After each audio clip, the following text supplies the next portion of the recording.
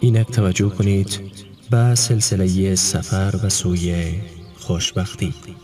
عنوان برنامه کنونی ما بعضی ها می گویند آیا در بهشت خسته می شویم؟ می باشد.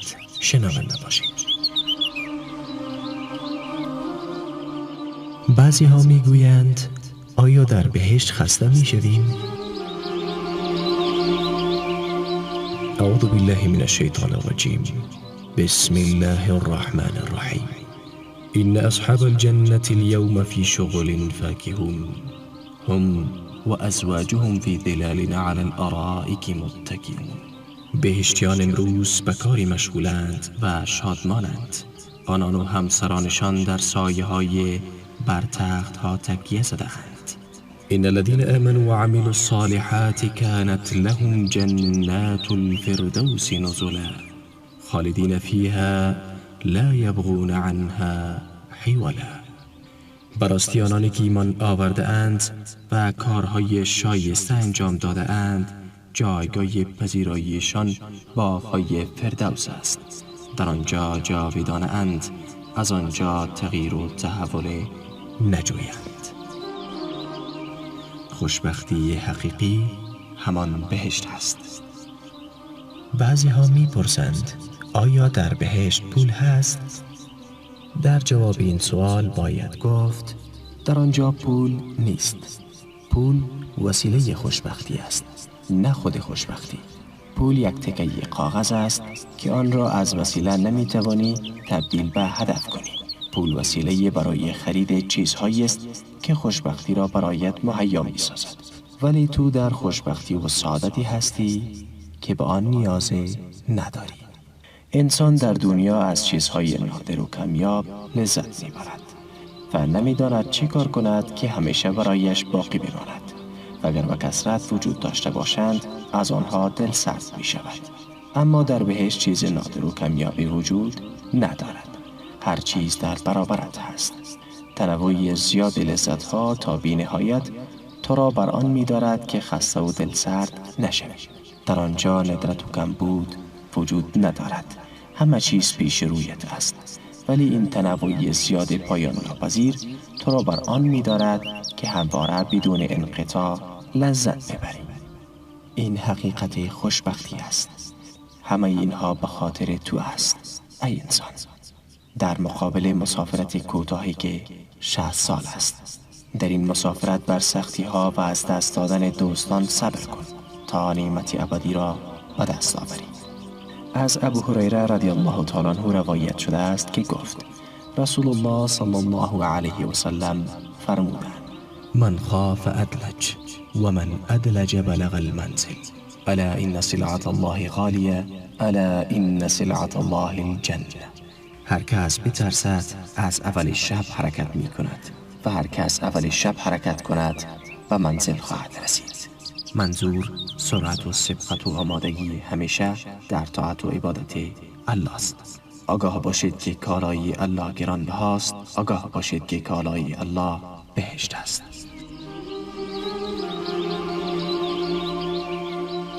آیا کسی هست که آستین‌هایش را برای رسیدن به بهشت بالا زند؟ دنیا آسان است و خوشبختی کامل بهشت است. پس آمادگیت را از همین حالا بگیر. پیامبر صلی الله علیه و سلم زندگی را با بهشت اصلاح کرد. مشکلات دنیا را با اندیشه بهشت معالجه نمود. تمام عرصه های دنیا نیاز به اصلاح دارد که پیامبر صلی الله علیه و سلم با تشویق به بهشت آنها را اصلاح کرد. ببین چگونه پیامبر صلی الله علیه و سلم مسائل امت را از طریق بهشت اصلاح کرد. 1. مسئله نیکی به پدر و مادر. با یادآوری بهشت آن را معالجه کرد. و رغم انف رجل ادرک عنده ابواه الكبر فلم یدخله الجنه. دور باد کسی که پدر و مادرش نزد او به پیری برسند و آن دو او را وارد بهشت نکنند. 2. علم و فراگیری آن. مشکلات پدران با فرزندان تنبلشان، مشکلات فرزندان در تنفر از تحصیل را پیامبر صلی الله علیه و سلم با بهشت حل کرد. حدیث پیامبر صلی الله علیه و سلم است که می‌فرمایند: من سلک طریقا یبتغی فیه علما سهل الله له طریقا الی الجنه. هر کس راهی را بپیماید که در آن راه علم را جستجو کند، الله متعال راهی را به سوی بهشت برای او آسان می‌گرداند. در اینجا پسری که از کتاب و تعلیم متنفر است با عاشق کتاب و تعلیم تبدیل می شود. 3. در وقتی از دست دادن فرزند محبوب. همچنین کسانی که فرزندانشان را در نوجوانی از دست می دهند. حدیث قدسی با آنها می گوید: اذا مات ولد العبد قال الله لملائكته قبضتم ولد عبدي فيقولون نعم فيقول قبضتم ثمرة فؤاده فيقولون نعم فيقول ماذا قال عبدي فيقولون حمدك واسترجع فيقول الله ابن لعبد بيتا في الجنة وسموه بيت الحمد. هنگامی که فرزند بنده می میرد، الله از فرشتگانش می پرسد: آیا فرزند بنده ام را قبض روح نمودید؟ فرشتگان می گویند بله. الله می پرسد: میوه قلبش را چیدید؟ می گویند بله. الله متعال می فرمایند: بندم چی گفت؟ می گویند حمد تو را به جا آورد و انا لله و انا الیه راجعون گفت. الله متعال می فرماید: برای بندم در بهشت خانه‌ای بسازید و آن را خانه حمد بنامید. چیزی آتش جدایی فرزند نزد پدر و مادر را خاموش نمی کند مگر شیرینی ملاقات در بهشت، در خانه‌ای که الله متعال آن را خانه حمد نامیده است. همچنین به پدران و مادرانی که فرزندانشان قبل از سن بلوغ مرده اند بهشت تعلق می گیرد. حدیث شریف می فرماید فرزندان مسلمانان که قبل از سن بلوغ مرده اند در روز قیامت آورده می شوند. الله متعال با آنان می فرماید: بروید وارد بهشت شوید. آنان می گویند نه پروردگارا، تا این که دست پدران و مادران من را بگیریم. الله متعال با آنان می فرماید: دست پدران و مادرانتان را بگیرید و آنان را وارد بهشت کنید. 4. کسی که بیناییش را از دست بدهد، الله او را با بهشت به صبر دعوت می کند. پیامبر صلی الله علیه و سلم می فرمایند: الله تعالی می فرماید: اذا ابتلیت عبدی بحبیبتیه فصبر عوضته منهما الجنه. وقتی بندم را به دو محبوبش مبتلا کنم، یعنی به دو چشمش، و صبر کند، در برابر آن دو بهشت را به او می دهم. هر عوضی که به او بدهی، آنچه از دست داده است را به او بر نمی گرداند، ولی یک نگاه به نعمت جنت آن را به او بر می گرداند. پس ای فرزندان افغانستان و میانمار و شام و فلسطین که عضوی از اعضایتان را از دست داده اید، از جمله آنان ام عمار، عمرو بن جموح و خاندان یاسر هستید. پس ای مادران شهدای خردسال فلسطین و شام و میانمار و افغانستان، شما را با این حدیث بشارت می دهم.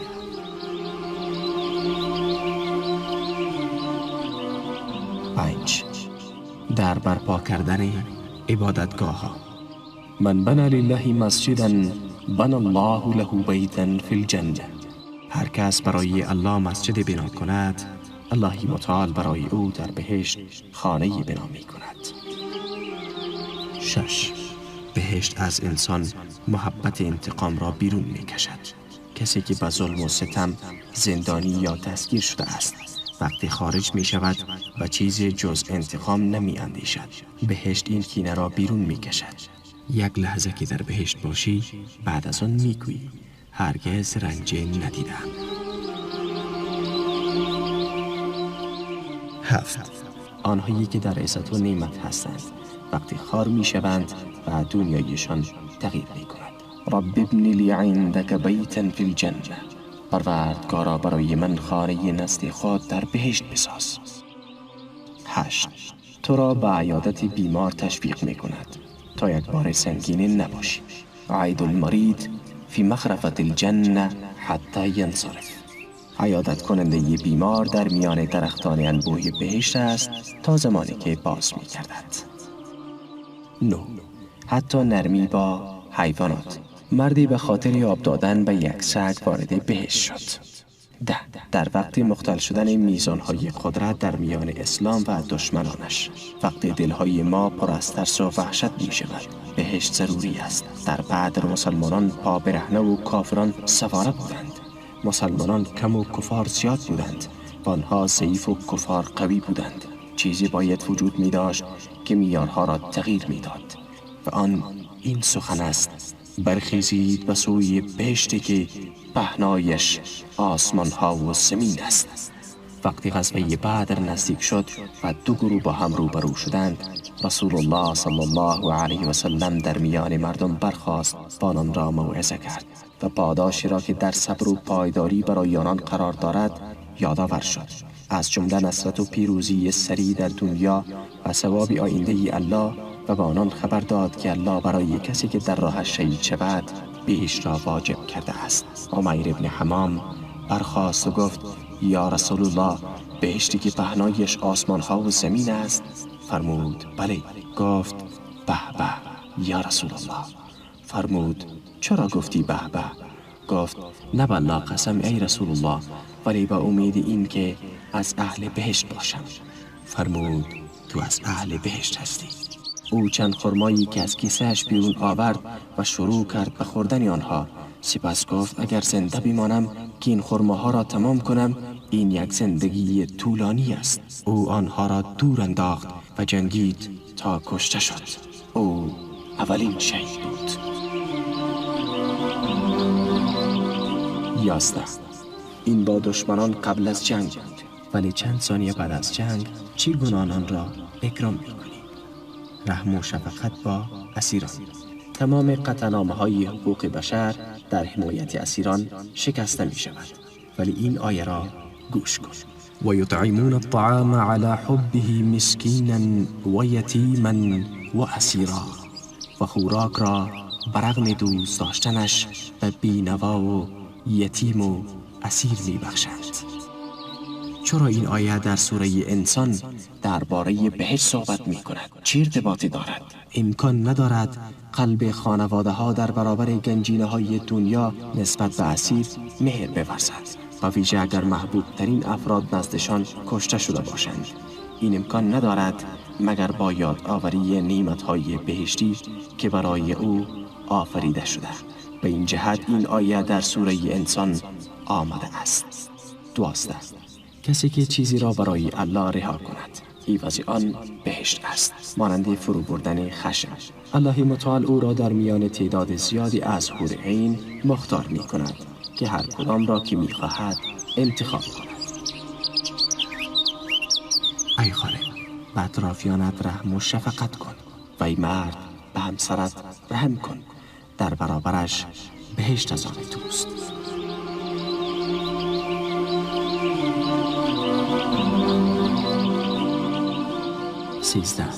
صدای کفش بلال در بهشت از سروران سبقت گرفت. همچنین آل یاسر کباب می شود تا اینکه خفه می شود. ضربه به شرمگاه سمیه زده می شود تا کشته می شود و عمار آویزان می شود به سبب صبرشان. صبرا یا آل یاسر فإن موعدکم الجنه. ای خانواده یاسر، صبر کنید، وعده شما بهشت است. ویح عمار تقتله فئة الباغیه یدعوهم الى الجنه و یدعونه الى النار. وای بر عمار، او را گروه باغی و شورشی می کشند. او آنان را به سوی بهشت دعوت می کند و آنان او را به طرف آتش دعوت می کنند.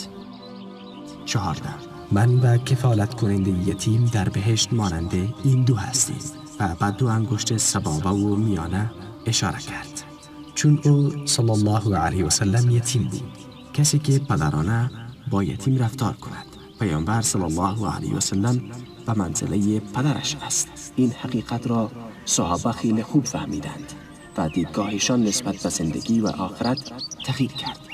به اتفاقی که برای صهیب رومی اتفاق افتاد توجه کن. آن فقیری که برای زندگی به مکه رفت، او بینوایی بود که هیچ چیز نداشت، پس تجارتش رونق گرفت و ثروتمند شد.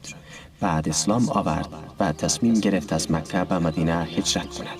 قریش قافله‌اش را نگه داشتند و از او پرسیدند: و کجا می‌روی ای صهیب؟ گفت: من هجرت می‌کنم. از او پرسیدند: این قافله‌ای که با خود می‌بری چیست؟ 10 شتر بود که چیزهای گران قیمت بر روی آنها بود. با آنها گفت: اینها ثروت و اندوخته‌های من هستند. و او گفتند: تو بینوا نزد ما آمدی و نزد ما ثروتمند شدی. اگر می‌خواهی هجرت کنی تمام مالت را بگذار و برو. او فوراً و بدون تردید با آنها گفت: و من بگویید اگر تمام مالم را بگذارم آیا می‌گذارید هر کاری می‌خواهم انجام دهم؟ گفتند: بله. گفت: همه اموالم را بگیرید. در یک لحظه تصمیم گرفت. چه کسی به او این توانایی را داد که این تصمیم مهم را بگیرد؟ آن قدرت عظیمی که او را بر آن داشت که این مبارزه طلبی را بپذیرد و تمام ثروتش را در راه هجرت به مدینه فنا کند چیست؟ و او گفتند: آن شتری را که بر آن سوار هستی هم برای ما می‌گذاری. گفت: این شتر را که سوارم هم بگیرید. گفتند: عبایی را هم که به تن داری. گفت: این را هم بگیرید. ثروتمند، فقیر و بیچیز هجرت می‌کند. در وقت خارج شدن پیامبر صلی الله علیه و سلم او می‌فرماید: چه معامله سودمنده ای ابو یحیی، یعنی تو فایده کردی. چه به دست آورد؟ و صهیب می‌خندد. سلیم به خاطر راضی کردن شوهرش اشک‌هایش را نگه داشت. به این خاطر پیامبر صلی الله علیه و سلم صدایش را در بهشت شنید. عماره شانه قطع شده‌اش را مخفی می‌کرد تا زنها به او نخندند. وقتی عمر رضی الله تعالی عنه به او گفت: مژده بده که بخشی از بدنت قبل از تو به بهشت رفت، او با این سخن به زنان مدینه مباهات و افتخار می‌ورزید. زنان زیبا به دستان نرمشان افتخار می‌کنند و او به قطع شدن دستش مباهات می‌ورزد. عمرو بن جموح یادآوری برای معلولان. از چند نفر از بنی سلیمه روایت شده است که عمرو بن جموح نزد رسول الله صلی الله علیه و سلم آمد و گفت: این فرزندانم به من اجازه نمی‌دهند که با تو جهاد کنم و الله سوگند من امیدوارم که شهید شوم و با این پای لنگم در بهشت راه بروم. رسول الله صلی الله علیه و سلم به او فرمود: الله جهاد را از تو برداشته است. و با فرزندانش فرمود: رهایش کنید، شاید الله شهادت را نصیبش کند. او با رسول الله صلی الله علیه و سلم خارج شد و در روز احد شهید شد. قهرمانان ورزشکاران مسابقه می‌دهند، ولی اولین دونده اسلام هدفش بهشت بود. او سلیمه ابن اکوع بود. یک جاسوس سوار بر اسبی آمد. پیامبر صلی الله علیه و سلم فرمود: چه کسی این مرد را می‌گیرد و در مقابل بهشت از او باشد؟ مرد روی شتر جوانی حرکت کرد و مرد روی شتر بزرگسالی و من پیاده حرکت کردم. بر سرعتم افزودم تا از کسی که سوار شتر بزرگسال بود سبقت کردم. سپس سرعتم را زیادتر کردم تا از کسی که سوار شتر جوان بود سبقت گرفتم. سپس به آن مرد رسیدم. داستان حرام ابن ملحان. صحابی ابن ملحان نزد پادشاه یمن رفت تا او را به اسلام دعوت کند. فرض بر این است که سفیران به سوی پادشاهان احساس امان کنند. در وقت صحبت کردن با پادشاه، شاه به یکی از نگهبانانش اشاره کرد. او نیزه به سوی ابن ملحان پرتاب کرد که پشتش را شکافت. او فریاد زد: به پروردگار کعبه سوگند کامیاب شدم. او چی چیز به دست آورد؟ آیا این نور را دیدی؟ آیا عینک بزرگ کننده عکس‌ها را دیدی؟ آیا بهشت را دیدی؟ بهشت به تو نزدیک شد. حقیقت دنیا را شناختی. آری عزیزان، دنیا همین گونه هست. نعمت‌هایش محدود، لذت‌هایش اندک و خوشی‌هایش کوتاه. آنچه که کامل و تمام ناشدنی و فراوان است، او در بهشت است. پس از الله متعال می‌خواهیم که ما را وارد بهشت گرداند و در کنار هم قرار دهد. پایان این بخش.